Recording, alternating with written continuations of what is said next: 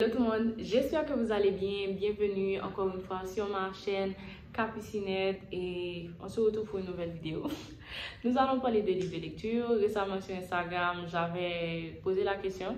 Je vous avais demandé de me donner vos livres préférés et c'est ainsi que j'ai pu collecter toutes vos lectures et je vais partager avec tout le monde. Comme ça, tout le monde pourra en profiter. Je ne sais pas qu'est-ce qui vous a poussé à aimer ces livres-là.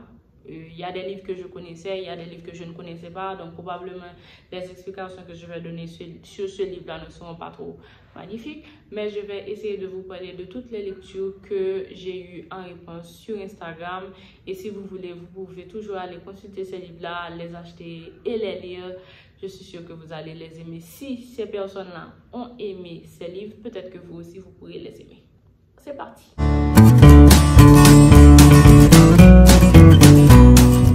Comme premier livre, j'ai eu beaucoup de réponses sur L'Alchimiste de Paulo Coelho.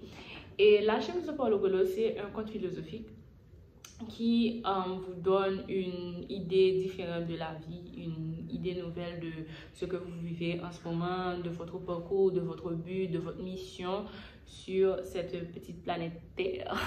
Et je pense que c'est un livre dont je vous parle assez souvent. Donc, il y a beaucoup de personnes qui m'ont dit que c'est leur livre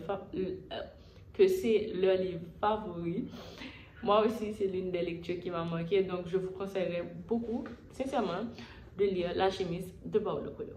Comme deuxième livre, il y a Nos étoiles contraires de John Green. Et bon, moi-même, personnellement, j'ai aimé cette lecture. J'avais le livre, je l'ai vendu. Je l'ai vendu parce que j'avais besoin d'argent. J'avais un joli exemplaire and I needed money, so j'ai juste pris le livre et je l'ai vendu comme ça. Bye, livre. C'est l'histoire d'Azel, qui est une fille qui est atteinte de cancer et apparemment son traitement a plus ou moins arrêté l'évolution de sa maladie. Et ce qui s'est passé, c'est qu'elle a rencontré Augustus, qui est un garçon, un adolescent aussi qui est atteint de cancer. Et Augustus partage avec elle son humour, ils ont les mêmes goûts en littérature, etc. Donc, il y a une attirance forte entre les deux adolescents. Et Azel, avant, Azel avait un peu peur, elle ne voulait pas se lancer dans cette sorte de relation-là parce qu'elle savait que tôt ou tard quelque chose pourrait arriver. Et c'est l'une des lectures les plus tristes qui existent parce que la fin nous a tout simplement fait plat. Pour ceux qui ont regardé le film, vous savez, bref. Comme troisième livre, il y a Le vieil homme et la mer d'Ernest Hemingway. C'est l'un des plus grands livres de la littérature américaine. C'est l'histoire d'un homme qui s'appelle Santiago, qui allait pêcher tout le temps, et qui n'arrivait jamais à trouver quelque chose dans son filet. Et pourtant, il y a eu un jeune garçon qui s'appelle Manolin, qui croyait en lui, en Santiago. Et puis un jour, Santiago se décide de prendre le large et d'aller pêcher. Et pendant qu'il va pêcher, il y a comment on appelle ça? Un magnifique marlin qui s'est attaché à son hameçon et l'histoire se passe là. Et bon, j'ai vu qu'il y a des personnes qui adorent cette lecture. Moi, personnellement, je l'ai lu il y a de cela 3 ans. Et dans un cours, je crois, on m'avait forcé, littéralement forcé, à lire le livre. Je n'aime pas lire les livres dans les cours. Comme si, dès qu'on me force à lire un livre, la lecture n'est pas la même. Donc, on m'avait demandé de le lire pour remettre un travail dessus et je l'ai lu comme ça. Donc, c'est pas vraiment un livre qui a capté mon attention. Mais apparemment, d'autres personnes ont apprécié ce livre. Peut-être que vous aussi, vous pourrez apprécier ce livre-là. Comme quatrième livre, j'ai avec moi Le jeu de la vie de Florence Scovel Shinn. Ce livre-là, je suis absolument sûre que je l'ai à la maison et parce que c'est un petit livre rose. Je pense que je l'ai à la maison. Et c'est un livre que vous trouvez pour ceux et celles qui vivent en Haïti. Ce sont des livres que vous allez trouver dans les rues, surtout parce que je l'ai vu souvent dans les rues. C'est un livre qui parle du pouvoir de la pensée, à quel point que votre façon de penser peut influencer votre vie. Et c'est l'un des développements personnels qui a vraiment de l'impact. Si vous voulez changer votre quotidien, vous voulez changer votre façon de vivre, votre façon de penser, je pense que c'est un livre que vous devriez lire. Comme cinquième livre, il y a Le journal d'Anne Frank, qui est encore une lecture très poignante. qui parle de Dan qui est née dans une famille plus ou moins heureuse. En fait, elle vivait pratiquement bien jusqu'à ce qu'il y ait la guerre.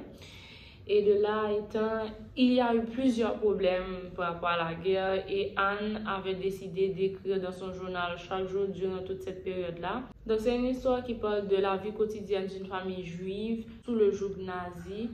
Et c'est une histoire très triste aussi parce que, vous savez, dans un journal, on met vraiment tout son cœur et toute son âme et on sentait vraiment ce qu'Anne ressentait là dans cette histoire-là. Moi-même, personnellement, je ne pense pas que j'ai lu le livre au complet, mais je peux dire que c'est l'un des livres qui m'a poussé à écrire tous les jours dans mon journal.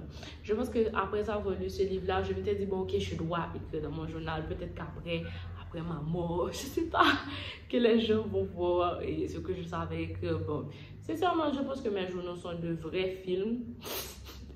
Sont de vrais films. Parce qu'il y a toujours des histoires farfelues que je raconte. Par exemple, dans mes journaux de 2014, c'est vraiment du n'importe quoi que j'avais. Du n'importe quoi. Je me demande parfois si c'est moi qui écris tout ça. Et ramassis de niaiseries. En tout cas, voilà, c'est ça en gros pour le journal d'Anne Frank. Ensuite, comme 6e livre, j'avais eu Le voile de la peur de Samia Sharif. Je ne savais pas qu'il y avait autant de livres qui traitaient de sujets aussi sensibles. Mais ce livre-là, littéralement, parle d'une fille qui s'appelle Samia, qui est née en Algérie. Et son époux la violait, la rouait de coups. C'est dans cette atmosphère-là que Samia va mettre au monde 6 enfants. Et au final, ce qu'elle a fait, elle ne pouvait plus supporter toutes ces histoires-là. Elle avait décidé de partir, de s'en aller de l'Algérie pour se retrouver jusqu'au Canada, je crois. Donc c'est ça, je vous mets toutes les photos là, vous pourrez, et le nom, vous pourrez toujours aller les chercher si vous voulez lire ces livres-là aussi. Comme 7e livre, j'ai reçu Caïn de José Samarago. Pour Caïn de José Samarago, qu'est-ce que je peux dire? Caïn, c'est bon, ok, le livre parle de Caïn, l'histoire de Caïn qui était qui était l'amant de Lilith. Et Caïn ne supportait pas les agissements de Dieu, de ce Dieu rancunier-là, ce Dieu qui ordonne à Moïse de prendre un couteau et de tuer son fils. Et Caïn le retient de justesse pour que ça n'arrive pas. Et ça parle aussi de Caïn qui est révolté parce que Dieu a fait périr à Sodome des enfants. Caïn qui observe les massacres de Jéricho. Caïn qui tente d'adoucir les souffrances de Job. Donc ça parle de tout ça, ça parle des relations homme-dieu entre le créateur et sa création. Comme 8e livre, nous avons Yon ti Koze Aksem de Jessica Généus. Donc c'est une histoire qui parlait de Jessica Généus. Dans le livre ça, il parlait de la vie, il parlait des expériences, donc il parlait de réflexion sur l'amour, sur la spiritualité, sur la relation en tête nous, relation en société et puis avec l'autre monde. C'est un livre tout côté Jessica a poussé nous pour nous mettre nous sur chemin qui a mené nous libérer l'esprit, soit dans la façon de penser, soit dans la façon de parler, ou du moins en relation avec monde, avec nous-mêmes, avec monde qui entoure nous, etc. Donc, moi, je pense que c'est un livre que nous sommes supposés lire, et c'est un livre important que nous supposons lire. Ok? Good. Comme 9e livre, j'ai La Grande Avenue de Joy Fielding. J'ai ce livre chez moi, c'est dans ma pile à lire depuis des années. C'est une histoire qui parle de 4 filles que l'avenir, on n'aurait jamais dû se séparer. Donc, ça parle d'amitié, d'amour et de sexe. Trahison et crime. Ce sont des filles qui ont plus ou moins, qui étaient soudées, etc. Jusqu'à ce qu'il y ait eu l'assassinat d'une d'entre elles. Et c'est surtout ce qui va, en fait, leur pousser à savoir pourquoi leur amitié si solide s'est brisée, etc. Et voilà, c'est ça pour Grande Avenue de Joy Fielding. 10e livre, j'ai la Before You de Jojo Moyes, de Avant toi, Jojo Moyes. C'est l'histoire, bon, si vous avez déjà regardé le film, vous savez déjà de quoi ça parle. C'est l'histoire de Lou qui cherchait un travail, qui a trouvé un travail dans une grande maison ou une famille super riche. C'est là qu'elle rencontre Will qui est tétraplégique et elle l'aide avec toutes ses petites tâches journalières. Ils sont tombés amoureux, mais Will n'accepte pas sa situation. Donc tout au long de l'histoire, il s'agit de ça, de Will, de Lou qui est tombée amoureuse de Will qui est aussi tombé amoureux mais qui n'accepte pas le fait qu'il ne puisse pas bouger, ne puisse rien faire. Donc c'est ça, c'est un livre que je pense que vous pouvez lire. Je ne l'ai pas lu, j'ai seulement regardé le film, mais je pense que c'est un livre que vous devriez lire. Comme 11e livre, il y a La case de l'oncle Tom, écrit par Harriet B. Stowe. C'est un des livres qui parle de l'antiracisme. C'est l'histoire de Tom, le vieil oncle qui se résigne à être vendu et qui n'arrête pas de passer de mètre en mètre en mètre en mètre en mètre. C'est un des classiques de l'antiracisme et c'est un livre que j'avais lu il y a de cela quelques années. C'est vraiment une lecture que je vous conseillerais. Comme 12e livre, c'est un livre que je veux lire. J'ai tellement entendu parler de ce livre-là, but je ne sais pas encore quand est-ce que j'aurai le livre. Peut-être durant l'été, je pourrais me l'acheter. Mais c'est The Seven Husbands of Evelyn Hugo, les 7 maris d'Evelyn Hugo. C'est l'histoire d'Evelyn, une actrice, qui est prête à dire la vérité sur sa vie amoureuse. Evelyn s'est mariée cette fois, donc elle s'est donc décidée à se dévoiler à une journaliste pour lui parler de ces 7 mariages-là. Et c'est vraiment une des lectures que je veux lire. J'ai tellement entendu parler de ce livre-là. Enfin, comme 13e livre, il y a Compère Général Soleil de Jacques-Stéphane Alexis. En fait, c'est un livre qui parle du massacre des travailleurs haïtiens de la Cannes en 1937 en République dominicaine. En fait, Jacques-Stéphane Alexis raconte aussi comment cet événement s'est inscrit dans la logique des dictatures fascistes. Et aussi, il parle aussi de l'exploitation des hommes. Je ne l'ai pas lu, je ne sais pas encore si je pourrais le lire dans le futur. Mais je pense que c'est une lecture intéressante puisqu'il y a eu des gens qui m'ont dit qu'ils ont aimé ce livre-là. Comme 4e livre, j'ai avec moi 11 minutes de Paulo Coelho. C'est l'un des livres que j'aime aussi, sincèrement. Et j'ai lu presque tous les Coelho et c'est l'un des livres que j'ai aimé. Donc 11 minutes, ça parle d'une fille, une prostituée qui essaie de connaître le sens sacré de la sexualité en essayant de se connaître elle-même. C'est un livre super que je vous conseillerais de lire. Comme 15e livre, encore une fois, on a un autre livre de Coelho, c'est Véronica décide de mourir, un des livres que j'ai aussi aimé.